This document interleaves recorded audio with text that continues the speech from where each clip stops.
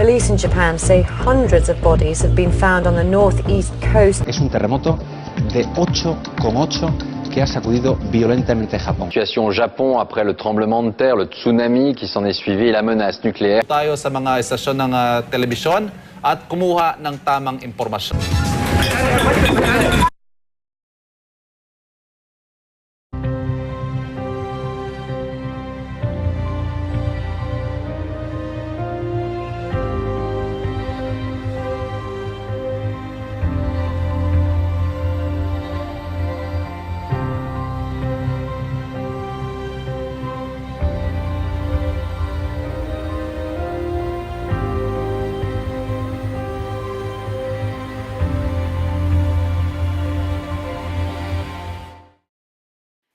According to the World Bank, Fukushima disaster is considered as the most expensive accident in the history of humanity, with an estimated cost of $235 million. Almost 138,000 buildings were destroyed, and the most affected regions provide almost an 8% to the total production of the country. Financial losses took place, especially in the electronic and automotive industry, as Japan played a major role in the value chain of these goods. In fact, Toyota Motor reduced to half the production capacity of its factories, and this reduction in the production process was also registered in its European and American factories. The industry sector was one of the most affected ones. 11 out of 50 reactors were closed immediately, and consequently the total volume of energy production decreased at 40%. In the short term, all the enterprises with production or suppliers in the affected region reduced or paralyzed the production, and according to Toshiyasu Ito, the lack of production obliged Japan to import more fossil fuel, and a commercial deficit in the country took place, the first one since 1980. The food industry was also affected. Nations started to test Japanese imports.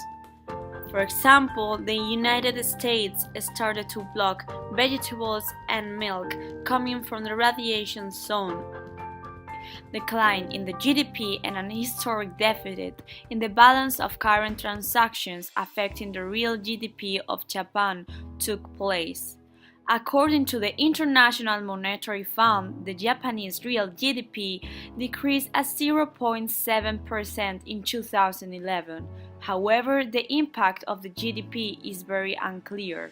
The estimates are that I think it will affect the GNP by maybe 5% over the next year or so.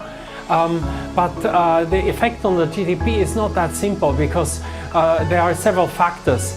I mean, one factor is the direct impact that, Toyota closes the factories. But then we have a human impact. People died. Some of them will have been experts, who are missing in the important positions they had. Then we have the electricity cuts, which affect the productivity in the whole region here. Rebuilding and recovering will be a huge test for Japan's strength.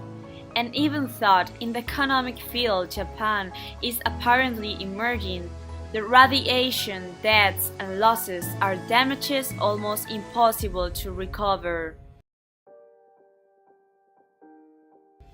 Well, I believe that not only disasters kill people, damage buildings, or have severe impact on countries, but they also create instability in international trade because of damage to international trade infrastructure and export and import capacities of the state.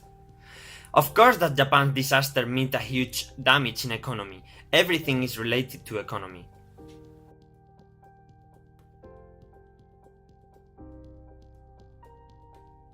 The Japanese economy is very dependent on foreign trade, which historically has had a strong trade surplus, although this fell in previous years, even becoming a deficit. One must also know that Japan does not have enough raw materials to satisfy its economy, and that it therefore depends on the external supply. One of the consequences was the unemployment of economic activity. It was caused by several factors: the provisional closure of some factories, such as the international companies of Sony, Toyota, Nissan, and Honda, the stoppages of the power and nuclear power plants, and the refineries of petroleum. It also caused a decrease in exports for those countries whose products were sent to Japan, like China, the European Union, the United States, Saudi Arabia, Australia, United Arab Emirates, and South Korea. On the other hand, according to the data of the Economic and Commercial Office of Spain, in terms of imports, the main customers of Japan were the United States, the European Union, China, South Korea, and Taiwan. These were the countries most affected by the earthquake as Japan's main trading partners, all due to the decline in the level of trade. The price of oil also got affected, as Japan was the third largest oil consumer in the world, and the earthquake in Japan produced a decrease in the consumption of this energy source. There was a drop in the demand. The international price of a barrel fell in the following days of the disaster to $111. In the price of gold, the same day of the earthquake, the value of an ounce in the New York market rose. However, it was only by 1% to $1,420. It continued to rise, although not at the rate one would expect with a catastrophe like this. Why was that? So, because of the drop in the price of oil, while investors are looking for a tangible asset in the middle of the chaos, the already mentioned fall in the price of oil reduced the need of the reduction of gold as an edge against inflation. Even the exchange rate of the yen was affected. The value of the Japanese currency, the yen, rose against the dollar due to the repatriation of funds to help pay for claims and reconstruction costs. Besides the harmful consequences of the disasters into multiple industries in the region, we must also mention the impacts that these caused from an international approach. Due to globalization, networks and markets are strongly interconnected, and this led to a domino effect of damage caused by Japan's triple disasters into the neighboring exporting and importing countries, and in the whole international trade as a set. After the natural and the nuclear Fukushima disasters that took place in 2011, Japan suffered a trade deficit of 11.5 trillion yens.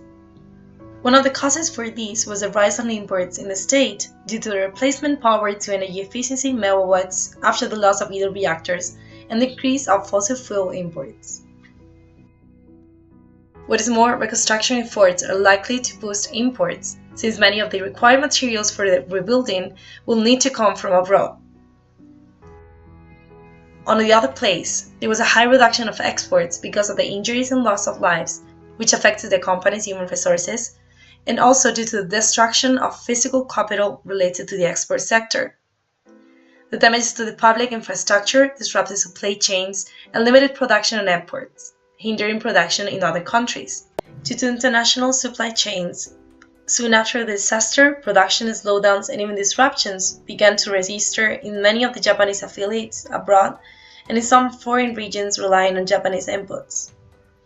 This damaged mainly the highly dependent states on Japan's exports, as well as Japan's position on international trade. Japan's been squeezed into a rather niche position.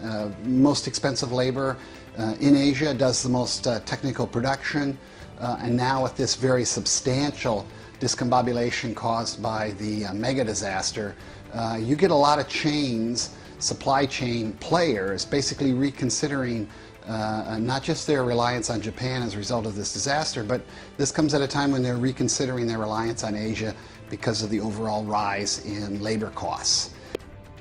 The most affected economies were Chinese Taipei, Thailand, Malaysia, between others, and in broad terms, the lower the state of democracy that the country has, the more trading damage it suffers. Neither US or China trade were strongly impacted, besides the tourism industry. India, New Zealand, Nepal, and Indonesia were also affected in the tourism sector. Natural disaster may cause severe consequences in those countries that are economically dependent on international trade, if there is a lack of international trade agreement.